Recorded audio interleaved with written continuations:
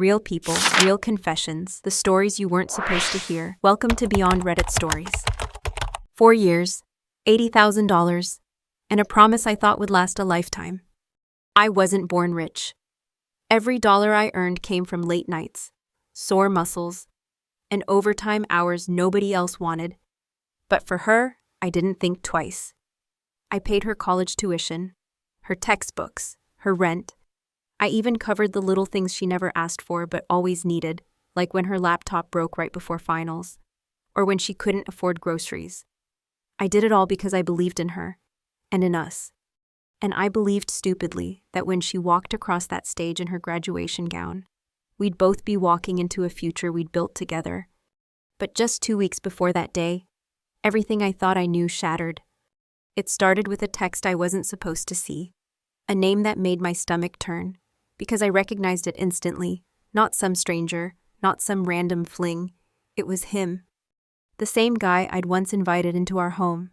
The same guy I'd cooked dinner for, shared beers with, laughed with because she told me he was just a classmate who needed help with an assignment. Turns out, the only assignment he was working on was her. And that's when I realized this wasn't just betrayal. This was betrayal with a smile, served at my own dinner table. Before all of this, my life was simple. I wasn't the kind of guy you'd see in a suit, or driving a new car. I was the guy stacking shelves in the morning, running deliveries in the afternoon, and tending bar at night. Not glamorous, but it paid the bills and it taught me the value of every single dollar. I met her during one of those shifts. She was waiting tables at a diner down the street from my apartment. She had this tired smile, the kind you wear when you're barely keeping it together. We started talking during her breaks, and slowly, I got to know her story. She was smart, really smart, but stuck in a dead-end job because she couldn't afford college. I don't know what it was, maybe the way her eyes lit up when she talked about becoming a teacher, or the way she admitted she'd given up on that dream. But I couldn't stand the thought of someone like her never getting the chance. At first, it was small stuff. I covered her phone bill 1 month, bought her some used textbooks she'd been eyeing, but then came the big decision I offered to help her get through school. It's not charity, I told her. It's an investment in you, in us. We moved in together to save on rent. I worked double shifts, skipped nights out, said no to vacations. Every sacrifice had a picture in my head, her in a cap and gown, me in the crowd, proud. Back then, I didn't see myself as a hero. I was just a guy in love, betting everything on the person he believed in. What I didn't realize was that while I was building our future, she was already building an escape. The first year was perfect, or at least, it felt that way. She'd call me after class, tell me about her professors, her projects, her new friends. I'd listen, even when I was half asleep after a 14-hour shift. I wanted to be part of her world, even if I couldn't afford to live in it. But somewhere in the second year, things changed. Subtle at first, she started staying late at study groups. I'd offer to pick her up, but she'd say, "Don't worry, I'll just get a ride with a friend." Then there was the phone face down on the table, notifications silenced. When I'd ask who was texting, she'd say, "Just classmates, nothing important." I told myself I was overthinking. After all, I trusted her. But that trust took a hit the night I called her.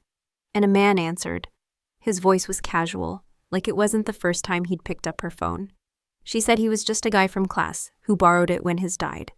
I swallowed that explanation, even though it tasted like a lie. By her 3rd year, I barely recognized her. She started wearing new clothes I'd never seen before, spending hours on her appearance before group projects. She laughed more with her phone than she did with me. And then came him. She introduced him one evening like it was no big deal. "This is Matt," she said. "We're working on a presentation together." He shook my hand, gave me that polite smile strangers give when they're passing through your life. I even offered him dinner steak, the good kind, because I wanted to show her friends she was with someone solid. He sat at my table, ate my food, drank my beer, and later he would take the one thing I thought was untouchable. Looking back, there were signs everywhere, shadows that didn't line up, excuses that sounded rehearsed.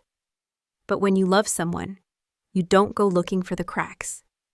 You pretend the wall is solid, even when you can hear it crumbling behind you. What I didn't know was that the cracks were about to split wide open, and I'd be the one standing in the rubble. It happened on a Thursday.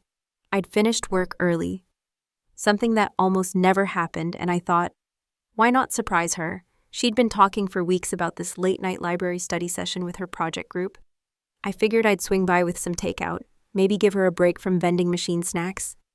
The library parking lot was almost empty when I got there. Her car wasn't in sight. I called no answer. I texted no reply. That's when I noticed her location on my phone. I'd never used it to check up on her before. But that night, something in my gut twisted. She wasn't at the library. She was at an apartment complex across town. I drove there without thinking, my hands clenching the steering wheel until my knuckles ached. Every second felt heavier, like my body already knew what my mind refused to accept. The building was quiet. Too quiet. I found the number from the mailbox outside, walked up the narrow stairwell, and stopped at the door. It was cracked open just enough for the sound to slip through. Laughter, hers. I pushed the door open the rest of the way. She was there, on the couch, and so was he. Matt. No textbooks, no notes, just them tangled together, faces too close for excuses. For a second, none of us moved. The air was thick, like the whole room was holding its breath. Then she jumped up, pulling her shirt down, her mouth opening to form some kind of explanation. Wait, it's not what you think, she started. But Matt didn't even look at me.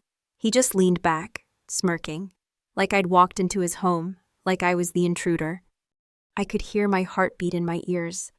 I wanted to shout, to break something, to demand answers that wouldn't matter anyway. Instead, I just looked at her and said, "Do you remember the first time he sat at our table? The beer I handed him, the steak I paid for. That was the night I fed the man you chose over me." Her face broke. She tried to reach for me, but I stepped back. I wasn't going to give her the satisfaction of a scene.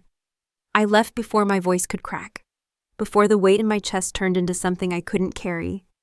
In that moment, I realized this wasn't just losing a relationship.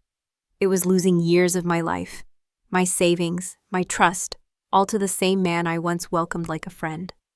And that kind of betrayal, you don't come back from it. I won't lie, those first few weeks after that night were brutal. I'd wake up and for a second forget what had happened, and then the memory would slam into me like a freight train.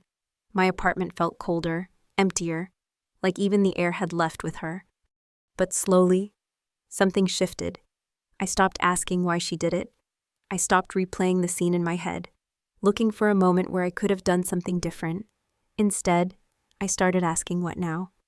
I picked up extra shifts not to pay for someone else's future this time, but to build my own. I signed up for night classes in business management, something I'd always put off because I thought all my resources should go to her. I reconnected with friends I'd pushed aside, started going to the gym, even took my first solo trip out of state. And here's the thing, every step forward felt like taking back a piece of myself she'd chipped away. 2 years later, I got promoted. Not just a small bump, in actual management position with benefits I'd never dreamed of. I moved into a better place, bought my first decent car, and for the first time in a long time, I wasn't looking over my shoulder wondering if someone was taking advantage of me. Do I still think about her? Sometimes, but not with anger anymore. More like a reminder. She taught me the most expensive lesson I'll ever learn: love without boundaries will bankrupt you in more ways than one. So now, I invest in people carefully. I give, but I keep enough for myself. And if you're listening to this wondering whether you can trust again, you can. Just make sure you trust yourself first. So that's it. 4 years of sacrifice, gone in one night, handed over to someone I once called a guest in my own home. Some people tell me I should be proud. I walked away without revenge. Others say I was too soft, that I should have taken back every dollar I spent. And maybe they're right. Maybe I could have fought harder, shouted louder, but honestly, the best revenge I'll ever get is the life I'm living now, one she'll only ever see from a distance. Here's what I want to know from you: if you were me, what would you have done? Walk away quietly, or burn it all down?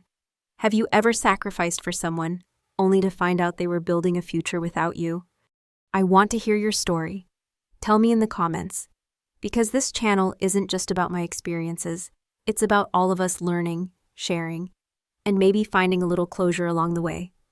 If this story hit you, hit the like button so more people see it. Subscribe if you want more true stories that will make you think, make you feel, and maybe even make you question what you do in the same situation. And trust me, at the next story I've got lined up, it's even worse.